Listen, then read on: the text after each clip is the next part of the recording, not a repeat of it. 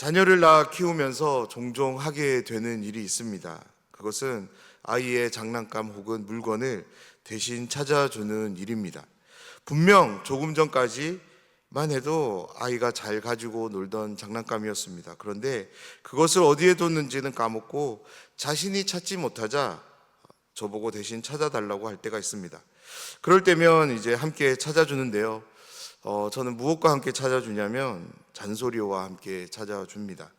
놀고 나서 제 자리에 잘 두면 이렇게 찾는 일이 없을 텐데 왜 너는 그렇게 하지 않느냐는 이런 잔소리를 하며 열심히 같이 찾는데요.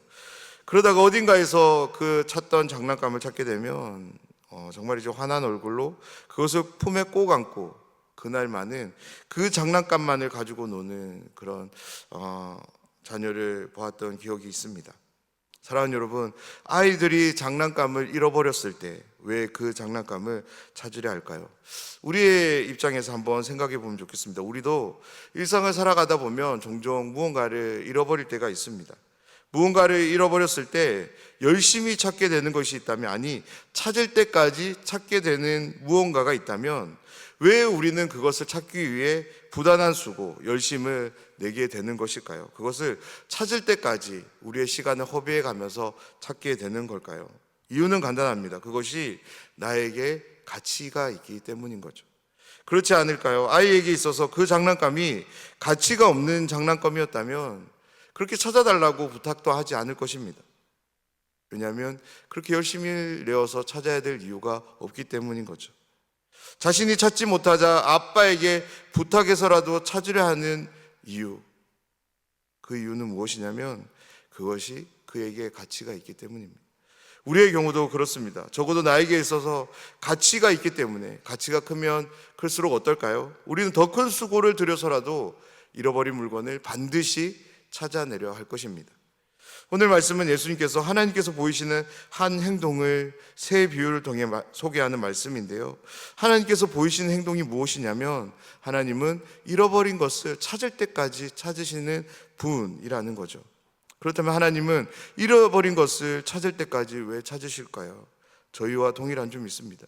찾아야 되는 이유가 있기 때문입니다. 목적이 있기 때문입니다. 그것이 하나님께 가치가 되기 때문입니다. 오늘 말씀을 함께 나누면서 하나님의 열심에 대해서, 사랑에 대해서, 특별히 잃어버린 자를 찾아 반드시 찾아내시는 하나님의 이 열심을 우리가 함께 묵상하기를 원하고요. 또한 그 하나님의 이 열심, 그 사랑을 또한 우리의 열심, 우리의 사랑이 되기를 간절히 기도하는 이 새벽 시간이 되면 좋겠습니다. 누가는 오늘 말씀 보면 세 부류의 사람을 소개하며 말씀을 시작합니다. 1절과 2절의 말씀인데요. 모든 세리와 죄인들이 말씀을 들으러 가까이 나오니 바리새인과 서기관들이 수군거려 이르되 이 사람이 죄인을 영접하고 음식을 같이 먹는다 하더라. 가장 먼저 소개되는 사람은 세리입니다. 그리고 죄인들이고요. 마지막으로 소개되는 사람은 바리새인과 서기관들입니다.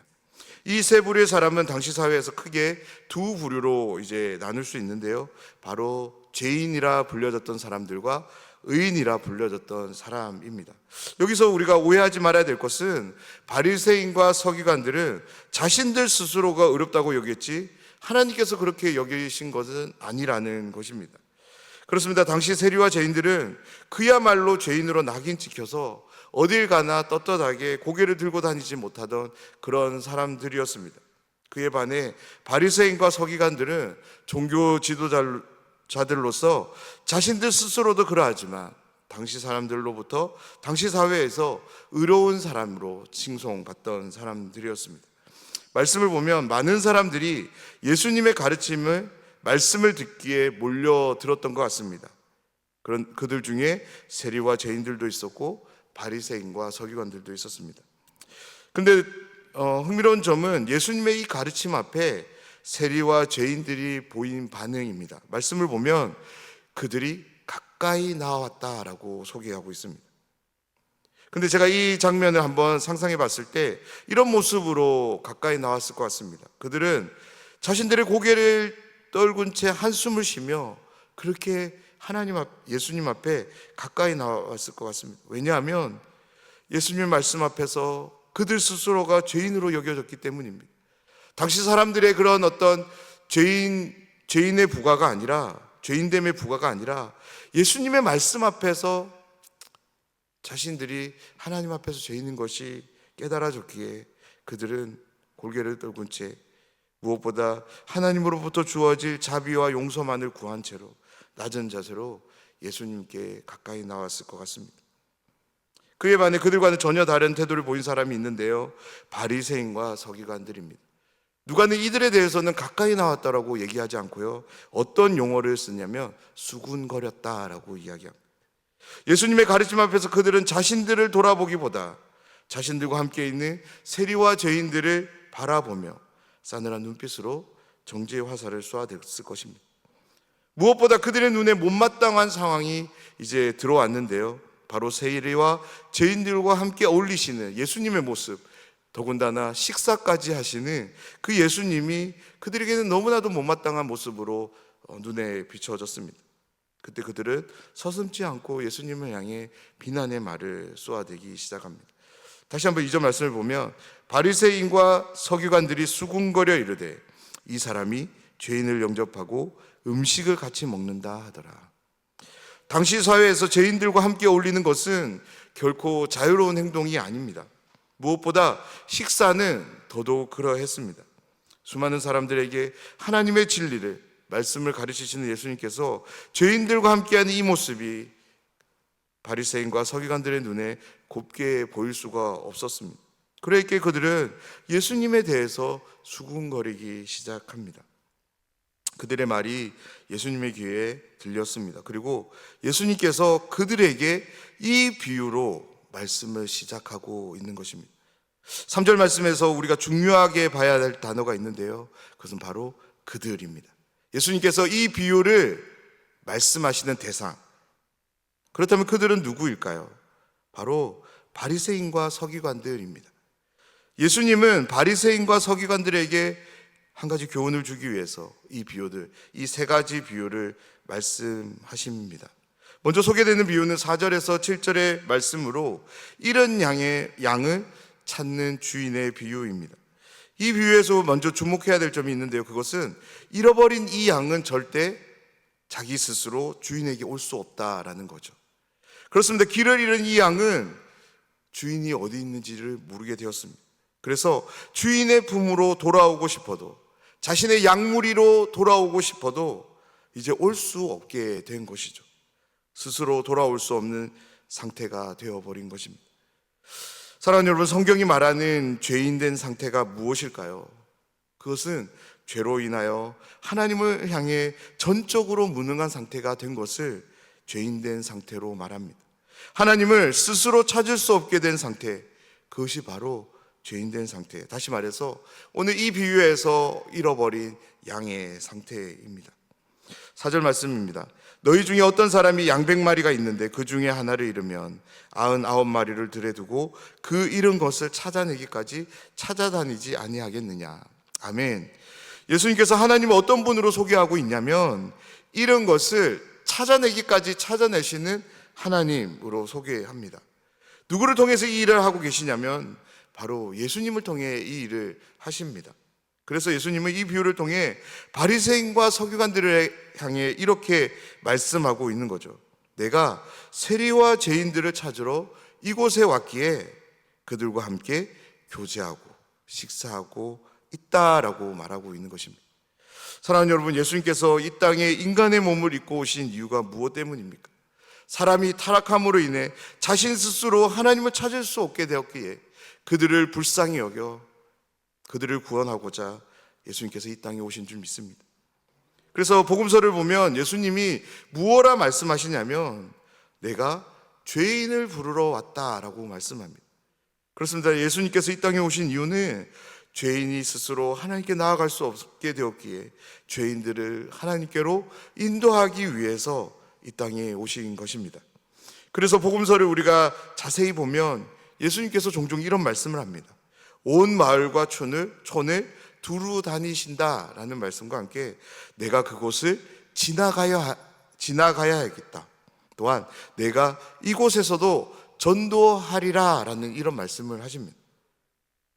이런 말씀은 하나님께서 찾으시는 그 영혼들을 찾아내기 위해 각별한 수고를 보일 것을 말씀으로 보여주는 예수님의 말씀입니다. 하나님의 찾으심의 결과로 예수님께서 이 땅에 오셨고 저와 여러분 우리 모두를 찾아오신 줄 믿습니다.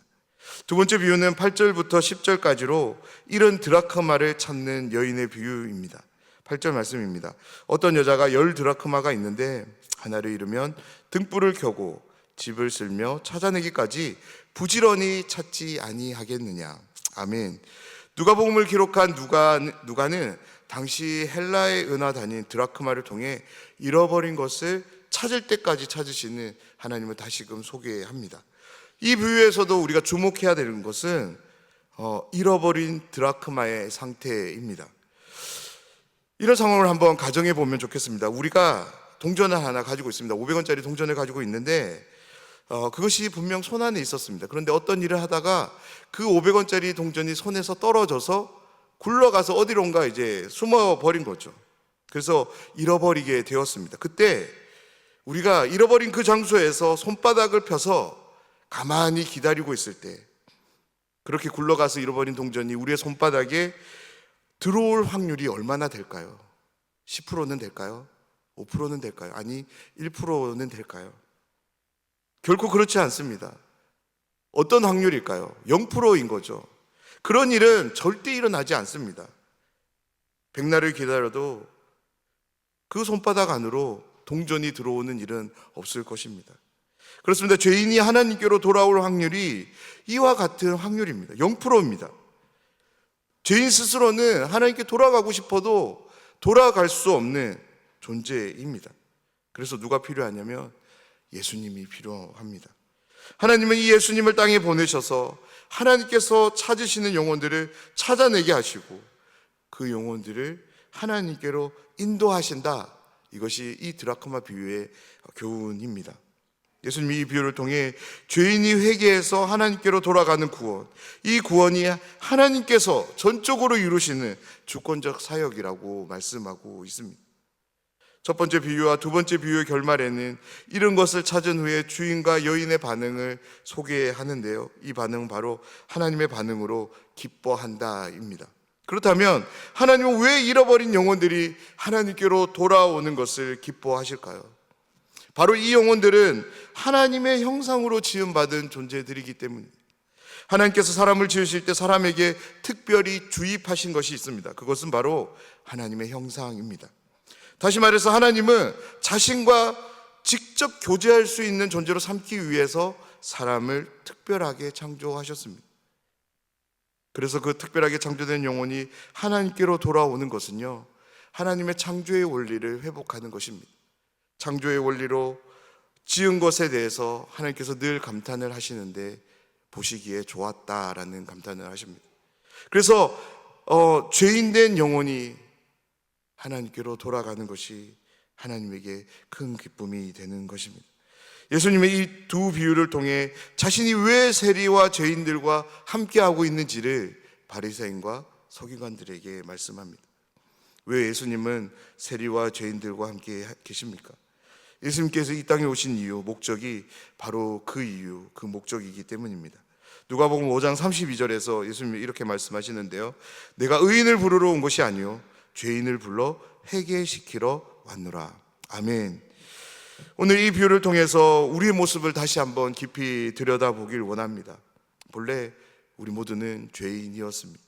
하나님의 사랑과 하나님의 은혜와는 거리가 먼, 아니 전혀 무관한 그런 존재들이었습니다. 왜냐하면 전적으로 타락했기 때문입니다. 하나님을 알만한 것들이 전혀 없는, 그래서 하나님의 사랑과 하나님의 은혜에 대해 완전히 반응할 수 없게 된 죄와 허물로 죽었던 자들이 바로 우리들이었기 때문입니다. 그런 우리가 어떻게 하나님의 사랑 안에, 은혜 안에 들어올 수 있었을까요? 바로 하나님의 열심. 어떤 열심입니까? 잃어버린 것을 찾기까지 찾아내시는 이 열심, 그 열심의 결과 때문인 줄 믿습니다.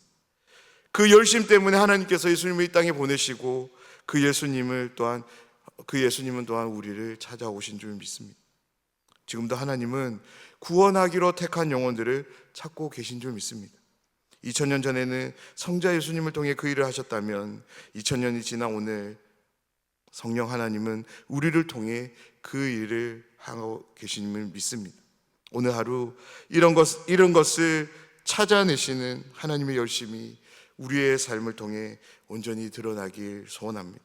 왜냐하면 그 열심을 통해 우리 모두가 찾은 바 된 존재들이기 때문입니다.